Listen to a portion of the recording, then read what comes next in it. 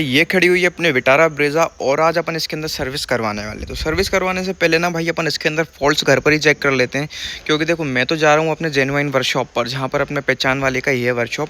लेकिन फिर भी ना भाई एक चीज़ ज़रूरी है गाड़ी के अंदर चेक करना, जाने से पहले उसके अंदर सारी प्रॉब्लम्स आप पता कर लो सर्विस करवाने से पहले कि हाँ हाँ भाई मुझे ये प्रॉब्लम्स इसके अंदर दिख रही हैं। अब इसके अंदर ना मैंने छोटी छोटी प्रॉब्लम्स महसूस की है। जैसे इसके अंदर सस्पेंशन की प्रॉब्लम आ रही है, मतलब सस्पेंशन चारों से ख़राब हो चुके हैं लगभग बहुत ज़्यादा दचके लग रहे हैं। तो कुछ कुछ रीज़न ये भी होते हैं उसके अंदर, गाड़ी के अंदर जब सस्पेंशन ख़राब हो जाते हैं ना, कि उसके ऊपर बुशिंग वगैरह होती है। तो बुशिंग बोलते हैं शायद उसे, गोल टाइप की लगती है, एक रबर टाइप की, वो ख़राब हो जाती है। वो मैं एक बार चेंज करवा कर देख चुका हूँ, उसके बाद थोड़ा सा ही मुझे चेंजेस फील हुआ था, लेकिन फिर से वापस वही बम्स वगैरह फील होना चालू हो गए।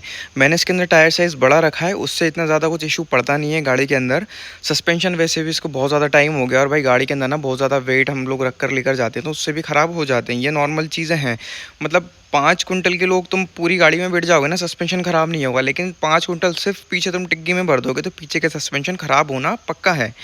तो ये वाला दिमाग से, मतलब ये वाली बात दिमाग से उतार दो कि यार अपन 5 लोग बैठते हैं तो इतना वेट हो जाता है, तो पीछे सामान भी भर सकते हैं। तो भाई डिफरेंस है, वो पूरी गाड़ी में वेट डिवाइड हो जाता है, लेकिन इसके अंदर ऐसा दिक्कत पड़ जाती है, वो खुद अपना कॉमन सेंस वाली बात है। बाकी अब मैं तुम्हें बता देता हूँ भाई अपनी गाड़ी के अंदर प्रॉब्लम्स क्या है। मैं पहली बात तो सिटी में इस गाड़ी को लेकर जाऊँगा नहीं, द रीज़न तुमको दिख ही रहा होगा। बाकी इसके अंदर ना पहले तो ये जो क्लाइडिंग वगैरह बोलते हैं इसको, ये ट्रिम बोलते हैं, तो ये टूटी हुई है, ये तो ऑन द स्पॉट मिलेगी नहीं, अपन ऑनलाइन ही ऑर्डर कर देंगे। बहुत सारी साइट्स हैं, अब साइट्स का नाम वगैरह तो तुम लोग को ही पता होगा कहाँ से क्या अच्छी चीज़ें मिलनी है। अब इसके अंदर जो मेन प्रॉब्लम आ रही है ना भाई, वो है इसके प्रोजेक्टर फॉग लैंप्स मैंने लगवाए थे ना, उनका अलाइनमेंट गड़बड़ हो चुका है। अब जो अलाइनमेंट है ना प्रोजेक्टर का, एक ऊपर हो गया एक नीचे हो गया, तो इसका उजाला इतना कोई खास बन नहीं रहा है, वरना बहुत ज़्यादा हाई पावर वाले प्रोजेक्टर फॉग लैंप सही हैं। ऑनलाइन का रीज़न ये भी हो सकता है कि गंदे हो गए, तो ये भी उजाला कम कर देता है भाई, उजाला दब जाता है। और इसके अंदर देखो ये जो इसकी ग्रिल लाइट है ना, इसके ये वायर्स वगैरह सारे नीचे इसके अंदर लटक रहे हैं, तो ये दिख रहे हैं, तो इसको भी अपन को हटवाना है। बाकी और इसके अंदर अंदर से भी सर्विस वगैरह होंगे भाई। सुजुकी की गाड़ी है, तुम लोग को पता ही होगा कि अपन कच्चे रास्तों पर चलाते हैं, तो इनका एक यही सीन बनता है।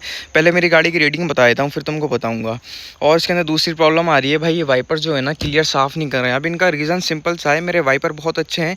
कभी कभार अपन कहीं पर जाते हैं ना, वाइपर काम नहीं करते हैं, तो लोग क्या बोलते हैं कि भाई नया डलवा लो, तुम्हारा वाइपर ख़राब है। ख़राब नहीं होते हैं, कांच के ऊपर हल्की हल्की मिट्टियाँ जम जाती है ना, उसके ऊपर पानी लग गया, तुमने वॉश कर लिया था, वो जम जाती हैं उसके ऊपर, फिर तुम्हारा वाइपर एक प्लेन सरफेस पर नहीं चल पाता, ऊंचा नीचे, हल्का सा ऊंचा नीचे हो जाएगा भाई, वो तो अपन को महसूस भी नहीं होगा कि अपना वाइपर ऊपर नीचे हो रहा है। तो लोग यही कहेंगे कि भाई वाइपर ब्लेड डलवा लो, और वाइपर ब्लेड तुम नहीं डलवाओगे तो बिल्कुल न्यू रहती है, तो उसको साफ़ कर देती है। तो उसका सबसे पहला मतलब एक तुमको यही बता देता हूँ मैं, उसका सबसे अच्छा सॉल्यूशन यही है कि इसके कांच को पूरा साफ़ कर लो। एक लिक्विड आता है भाई, मैं तुमको बताऊंगा, वो पूरे बारिश भर तुम्हारा साथ देगा। पहली बात तो इतना प्यारा लिक्विड है वो कि तुम्हें वाइपर की ज़रूरत भी नहीं पड़ेगी, पूरा पानी निकाल देता है। और दूसरी चीज़ इसके अंदर, अपनी गाड़ी के अंदर प्रॉब्लम ये आ रही है भाई, जो उसकी ये हेडलाइट है ना, इसके नक्के टूट गए हैं, तो ये बन जाएंगे तो ठीक है, अदरवाइज़ उसको अपन ऐसे ही रहने देंगे। और इसके जो ब्रैकेट्स होते हैं ना बम्पर के, ये भी हिल गए, तो खट खट फटर फटर ऐसी आवाज़ें आती हैं। बाकी और साइड से देखो, इसके अंदर एक और प्रॉब्लम है अपनी गाड़ी के अंदर, ये जो टायर दिख रहे हैं इसके अंदर कितने 1 2 3 4 5 स्क्रू हैं। और यहाँ पर देखो भाई 1 2 3 4 स्क्रू हैं, इसकी थ्रेड वगैरह बनेगी, क्योंकि इसके अंदर प्रॉब्लम हो चुकी है, ये मतलब टाइट नहीं हो रहा है इसके अंदर स्क्रू। मेरे पास 2 नए स्क्रू रखे हैं, उनको भी ट्राई करके मैंने देख लिया है। और अब गाड़ी के अंदर अपन चलते हैं ना, तो भाई सबसे पहले गाड़ी को स्टार्ट कर लेता हूँ यार, अंदर गर्मी लग रही है। इसके अंदर मैंने जेड ब्लैक फिल्म लगाई है अपनी गाड़ी के अंदर, ये अपनी विटारा ब्रेजा के अंदर पीछे साइड में सारी जगहों पर। नो डाउट भाई बाहर से बहुत ज़्यादा शानदार लगती है जेड ब्लैक फिल्म, लेकिन अब जो ये मौसम आ गया ना यार, गर्मी लग रही है। अभी जो मौसम आ गया है ना भाई, ये अंधेरे वाला बारिश का मौसम, तो इसके अंदर ये वाली फिल्म तुमको बिल्कुल घुटन टाइप का महसूस करवाने वाली है। या तो इसके अंदर आगे भी लगवाओ, क्योंकि अभी है ना जब उजाला आता है ना भाई, कुछ अलग ही टाइप का आता है, बहुत ही चुभता है एक तो आगे से, प्लस अंदर से घुटन टाइप की फील होने लग गई है इसके अंदर। द रीज़न, मतलब रीज़न ऐसा भी नहीं हो सकता है कि लोकल वाली फिल्म है तो कुछ फ़र्क पड़ेगा, उससे मेरे हिसाब से कुछ ज़्यादा फ़र्क पड़ना है नहीं, काम वो दोनों सेम ही करेगी। या तो पूरी गाड़ी को जेड ब्लैक करवाओ, और पूरी गाड़ी को जेड ब्लैक करवाने का ना यही अपना नुकसान है कि ये जो शीशा होता है ना भाई, आगे वाला रात में प्रॉब्लम्स करता है। जेड ब्लैक वाली पिक्चर को अपन वहीं ख़त्म करते हैं। मेन टॉपिक है अपनी गाड़ी का, तो इसके अंदर देखो एक दिक्कत ये आ रही है, इसका जो ब्लोअर होता है ना नीचे का पंखा, या तो उसके अंदर कुछ फंस रहा है भाई, क्योंकि जब अपन को चलाते हैं ना ऐसा वाइब्रेट करता है जैसे गाड़ी स्टार्ट हो गई हो। तो ये बिल्कुल ऐसी आवाज़ इसके अंदर आती नहीं है, बहुत प्यारी एसी इसके अंदर है भाई। रियर में ऐसी वेंट्स नहीं है इसके अंदर, तो वो एक दुख है, बाकी कोई ना भाई, अपन उसकी मतलब आदत पड़ जाती है अपन को भी। दूसरी प्रॉब्लम जो इसके अंदर आ रही है ना भाई, वो है इसका माइलेज विटारा ब्रेजा का। सब लोग विटारा ब्रेजा क्या, सुजुकी की सारी गाड़ियों का लोगों को पता ही है कि भाई माइलेज के नाम पर फेमस है। पेट्रोल गाड़ी नहीं, डीजल गाड़ी बहुत ज़्यादा फेमस है भाई। इसका माइलेज ना 21 से 22 आराम से खींचने पर निकलता है, आराम से भाई मैं बोल रहा हूँ। और बहुत ज़्यादा प्यार से चलाओगे ना 70 to 80 आराम से दे देगी तुम्हारा 24 का माइलेज। हमारे सामने भी गाड़ी है, मतलब जो भी हमारे रिलेटिव है उनके पास में, उनकी बहुत अच्छा एवरेज देती है। मैं चलाता हूँ उस कंडीशन में 22 का देती है, और अपनी ये 16 का दे रही है, तो उसका एवरेज गड़बड़ है।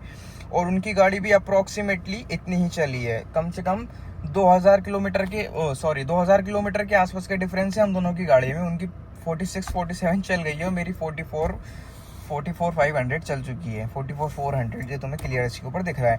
बाकी इसके अंदर वार्निंग लाइट्स वगैरह तो कुछ भी ऐसी आ नहीं रही है जो कि ये प्रॉब्लम कर दे। बस एक ही वार्निंग लाइट आ रही है भाई इसके अंदर, ये वाली, ये है जो फ्यूल की है। तो फ्यूल की तो इसलिए है भाई गाड़ी सर्विस पे जा रही है भाई अपनी, तो फ्यूल कम ही डलवाना चाहिए। अब दो रीज़न भाई तुम कुछ समझ जाओ। बाकी इसके अंदर एक इंफोटेनमेंट सिस्टम जो है ना इसका भाई, स्टीरियो, इसके अंदर भी एक प्रॉब्लम आ रही है। जब अपन गाने बजाते हैं ना तेज साउंड में, तो ये ब्लिंक मारने लग जाता है। तो इसका वायर लूज होगा, इसका तो अपन श्योरिटी ले लेते हैं कि इसका सिर्फ वायर लूज होगा, लोड पड़ता है इसके ऊपर तो ब्लिंक मार देता है। उसके बाद आ जाते हैं इसके ऊपर। ये वाला तो मैंने ना भाई इसके अंदर मॉडिफिकेशन करवाए थे गाड़ी के अंदर, तो उन्होंने सीट कवर वगैरह अच्छे लगा कर दिए थे, लेकिन ये जो फिनिशिंग है ना साइड में, ये इसी कर दी है बिल्कुल रद्दी टाइप की, कोई सेंस ही नहीं है उसका। गेट पे मतलब फिटिंग सही नहीं बैठ रही है, मतलब जो पीस टू पीस फिटिंग बैठना चाहिए ना उसकी कंपनी वाली, वैसी फिटिंग नहीं बैठ रही है। तो इसको मैं देख लूँगा भाई, मुझे अगर लगेगा कि हाँ इसको निकलवाना है तो मैं इसको निकलवा दूंगा। और इसके अंदर देखो जो मेन है ना भाई अपनी सुजुकी की हर गाड़ियों के अंदर प्रॉब्लम, वो ये है,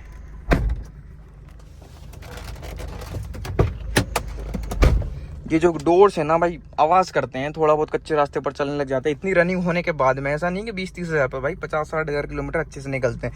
इनके अंदर होती है डैम्पिंग वाली शीट, तो नहीं होती है, पॉलीथीन टाइप की होती है डैम्पिंग की, वो भी मतलब फटफुटा जाती है, इतनी बेकमज़ोर होती है। मैंने मंगाई है डैम्पिंग शीट घर पर ही। घर पर कैसे है भाई, दुकान वाले से मैंने बात कर ली है, मुझे डैम्पिंग शीट दे दो। 2.2 mm की शीट है वो। डैम्पिंग शीट की भी क्वालिटीज़ आती हैं बहुत सारी भाई, उसके अंदर भी मैं तुम्हें पूरा प्रोसेस बताऊंगा।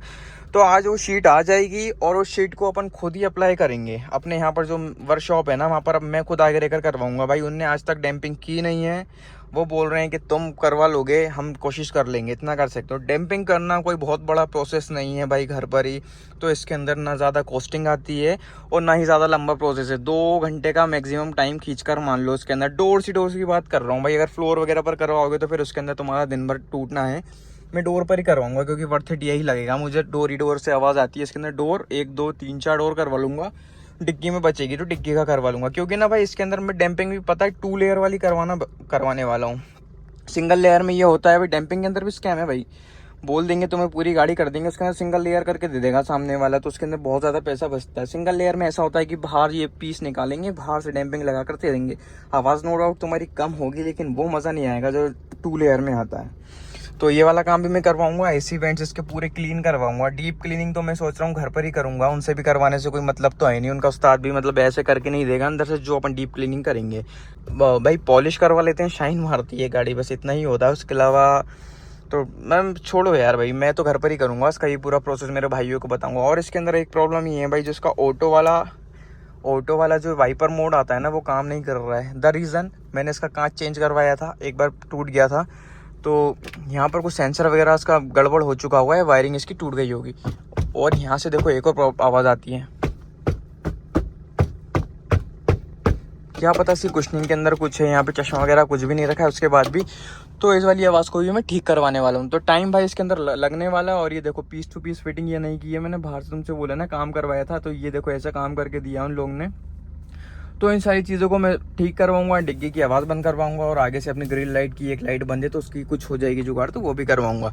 नेक्स्ट वीडियो मैं लेकर आ रहा हूँ भाई, घर पर ही डैम्पिंग अपन करेंगे। घर पर मान लो मतलब जो वर्कशॉप है अपना घर जैसा ही है वो, वहाँ पर उन लोग को एक्सपीरियंस है नहीं उस चीज़ का, मैं उनसे ये खुलवा लूँगा। बाकी ना ये खुलवाने के बाद मैं उनसे डैम्पिंग आगे रहकर ही करवाऊँगा। तो नेक्स्ट वीडियो में बताने वाला हूँ घर पर ही डैम्पिंग तुम कैसे कर लोगे, कितने की पड़ेगी 2 लेयर वाली डैम्पिंग। पैसा बहुत मोटा बचने वाला है भाई, इन चीज़ों में कमीशन बहुत है।